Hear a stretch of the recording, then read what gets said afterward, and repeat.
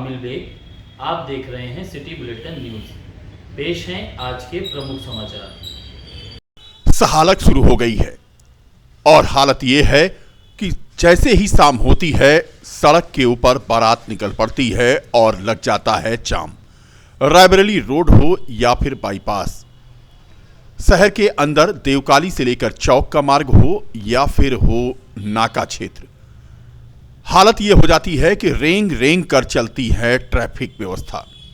घंटों लोग जाम में फंसे रहते हैं क्योंकि बैंड बाजा और बारात चल रही होती है। बेतरतीब ढंग से लोग बैंड बाजा लेकर के बीच सड़क पर ही डीजे बजाते चलते हैं और नियम कानून को रख देते हैं ताक पर। हालत ये हो जाती है कि मार्ग जाम हो जाता है और किसी तरीके से यातायात खुलता है तो लोग गंतव्य की ओर जा पाते हैं। बता दें कि रात 8 बजे से 11 बजे तक तो नाका क्षेत्र हो या फिर रायबरेली चौराहे से लेकर के रोड पर कहीं भी आपको अगर जाना है तो आप निश्चित ही कई घंटे का समय निकालें। प्रयागराज हाईवे पर मसौदा तक और रायबरेली रोड पर मऊ सिवाला तक नाका तो पूरा एरिया जाम ही रहता है। देवकाली एरिया भी जाम की चपेट में आता है, लेकिन इससे निपटने के लिए कोई इंतजाम नहीं हो पा रहा है। किसी तरीके से लोग अपने गंतव्य की ओर बढ़ पा रहे हैं। रामपथ चौड़ीकरण के मामले को लेकर के आज लगातार दूसरे दिन दुकानें बंद रहीं। उधर दूसरी तरफ रिकाबगंज के व्यापारियों ने सदर तहसीलदार से मिलकर के अपनी बात को रखा और मुआवजा बढ़ाने की बात कही। बता दें कि कल सीएम योगी अयोध्या में थे, ऐसे में साहबगंज गुदड़ी बाजार से लेकर के नया घाट तक अधिकांश दुकानें बंद नजर आईं। व्यापारी चौड़ीकरण का विरोध तो नहीं कर रहे हैं, लेकिन वे उचित मुआवजे की मांग कर रहे हैं। प्रशासन भी कह रहा है कि व्यापारी समस्याओं को जल्द ही दूर करा लिया जाएगा। 13 किलोमीटर का रामपथ बन रहा है और मुआवजे को लेकर व्यापारी विरोध कर रहे हैं। ऐसे में रामपथ के निर्माण का कार्य विलंब हो रहा है, जिस पर कल मुख्यमंत्री ने अधिकारियों से नाराजगी जताई थी। अब देखना यह है कि यह मामला कैसे सुलझाया जाता है।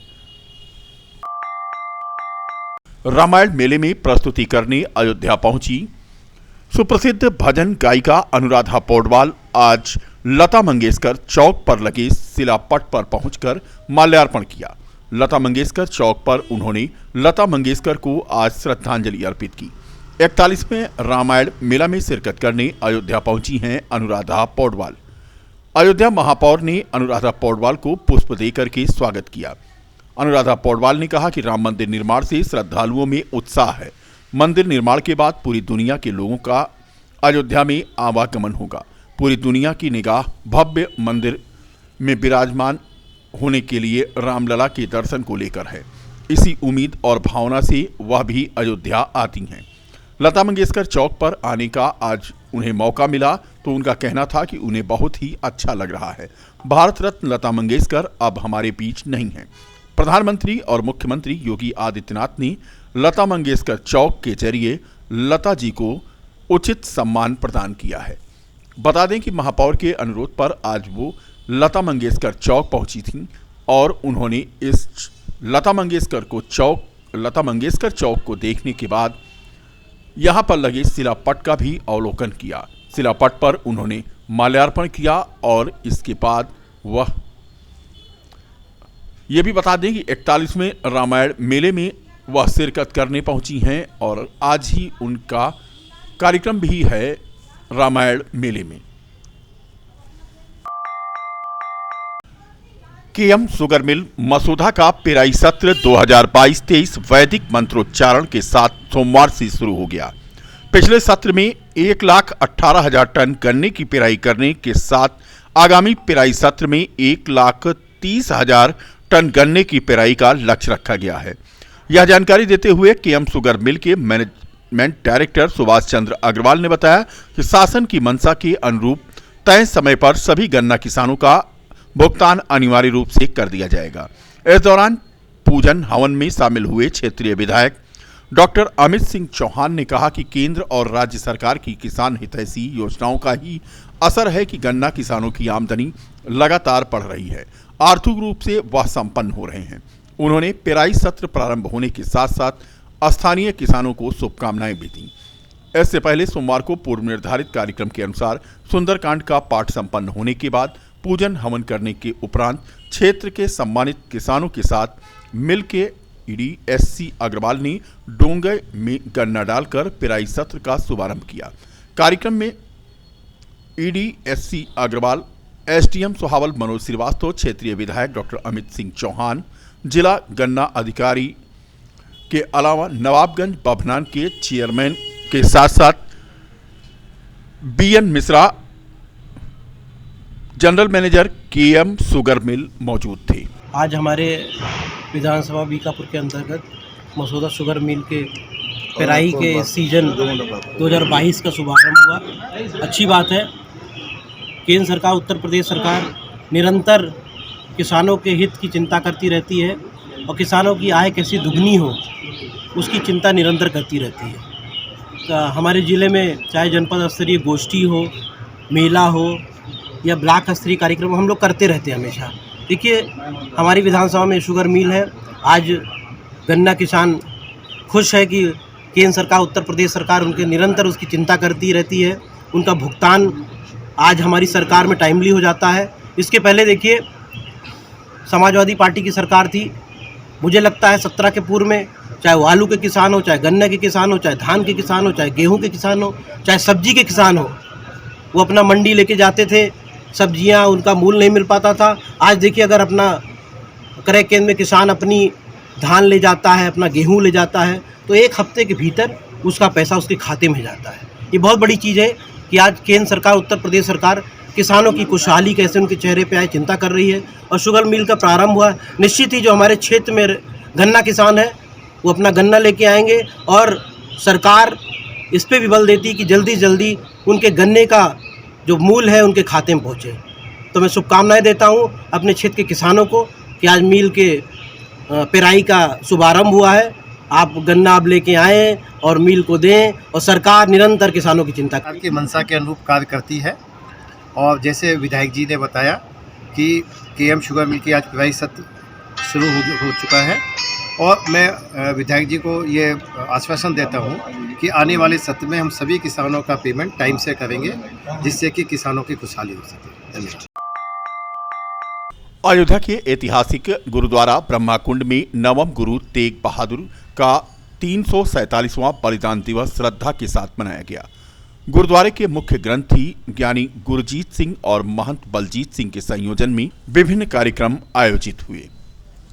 इस अवसर पर गुरु ग्रंथ साहब का अखंड पाठ हुआ तो रागी जत्थों ने गुरु तेग बहादुर को लयबद्ध शबद कीर्तन से नमन किया। महंत बलजीत सिंह ने बताया कि गुरु तेग बहादुर का बलिदान अविस्मरणीय रहेगा। उन्होंने बताया कि विक्रम संवत 1725 में असोम से पंजाब जाते समय गुरु तेग बहादुर अयोध्या के ब्रह्माकुंड गुरुद्वारे में ठहरे थे। वह 2 दिन तक यहां लगातार तप किए थे। उनकी चरण पादुका स्मृत स्वरूप आज भी गुरुद्वारे में है। उन्होंने कहा कि गुरु के बलिदान के मूल में यह चेतना थी कि इस जीवन के अलावा एक महाजीवन भी है जो मृत्यु के बाद भी प्रवाहमान रहता है। उनके जीवन से त्याग, समर्पण और परहित की शिक्षा लेनी चाहिए। पंजाब से आए हरविंदर सिंह सुहाने ने कहा कि कोई भी तीर्थस्थल इसलिए पूज्य होता है क्योंकि वहां पर सत्पुरुषों के चरण पड़े थे। चल रहा है, भजन कीर्तन होता रहेगा। ये लगभग 3:30-4 बजे तक चलता रहेगा कार्यक्रम। कौन लोग इसमें सम्मिलित होंगे और क्या संदेश देंगे? संदेश तो यही देना है कि जिस कारण हिंदू धर्म गुरु नानक बलिदान दिवस में गुरु तेग बहादुर ने बलिदान दिया है, वो सिर्फ हिंदू धर्म की रक्षा के लिए किया है, सनातन धर्म की रक्षा के लिए किया है। उसको सनातन धर्म की जिम्मेदारी है कि उसको संभाल के रखें। बिल्कुल इस वक्त जो है पतित होते जा रहे हैं लोग। अपना तिलक लगाने में भी शर्म आती है और चुरकी जो मेन होता है वो भी नहीं रखना चाहते और जो जनेऊ होता है वो नहीं पहनना चाहते। तो क्या हो रहा है, मतलब जिस वजह से किया था वो ही जो है नहीं हो पा रहा है। महंत बलजीत सिंह, गुरुद्वारा ब्रह्मकुंड, अयोध्या। सोमवार की शाम को भगवान राम और माता सीता से विवाह संपन्न होगा। भगवान राम की बारात इस समय बेहवत भवन से निकल चुकी है। शाम को राजा दशरथ के घर पहुंचेगी। खुद महंत राजा दशरथ बने हैं। बारात धीरे धीरे अपने गंतव्य की ओर बढ़ रही है। इस बारात में 11 मंदिरों के संत महंत शामिल हैं। बारात निकलने से पहले भगवान राम समेत चारों भाइयों का पूजन किया गया। अयोध्या के लोग श्री राम के बाराती बने हैं। रात में मंदिरों में सीता और राम की शादी होगी, इसलिए मंदिर दुल्हन की तरह सजा दिए गए हैं। विदेशी पर्यटक भी अयोध्या पहुंचे हैं। महोत्सव ही है। यहाँ चार महारानी जनकपुर से आई हैं। एक जनी आपके घर में आ जाए, कितना उत्सव मनाया जाता है, विवाह उत्सव। यहाँ चार राम भरत लक्ष्मण शत्रुघ्न 4 और हमारी समझ से जनकपुर से आई। यहाँ तो उत्साह का कमाल है।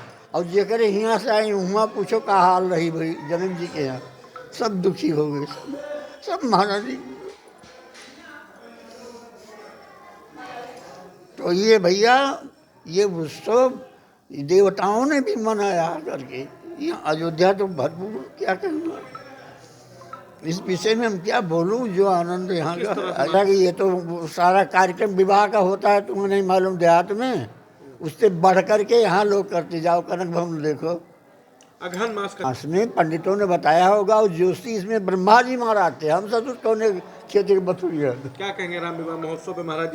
महोत्सव खूब आनंद पूर्वक, आज भी बधाई बजे, कई दिन तक बजेगी बधाई। मंदिरों में उत्साह है। और ये आंख के आंसू बता रहे हैं कि क्या इस विषय में बोले, जो हो रहा है होने दो। परशुराम दास गोकुल। अयोध्या धाम के जानकी घाट स्थित राधा मोहन कुंज में श्रीमद् भागवत सप्ताह ज्ञान महायज्ञ का आयोजन किया जा रहा है, जिसमें आज मंदिर में श्री राधा सर्वेश्वर भगवान की प्राण प्रतिष्ठा का कार्यक्रम संपन्न हुआ। इस प्राण प्रतिष्ठा से पहले 2008 ब्राह्मणों के द्वारा श्रीमद् भागवत का पाठ कराया गया है। इस दौरान दूर दराज से आए बड़ी संख्या में भक्तों ने प्रसाद भी ग्रहण किया। कार्यक्रम 25 नवंबर से चलकर 2 दिसंबर तक प्रतिदिन 10 बजे से दोपहर 1 बजे तक चल रहा है। वहीं मंदिर में हुई प्राण प्रतिष्ठा के बारे में विस्तार से जानकारी दी मंदिर के सेवक बालकृष्ण शरण ने।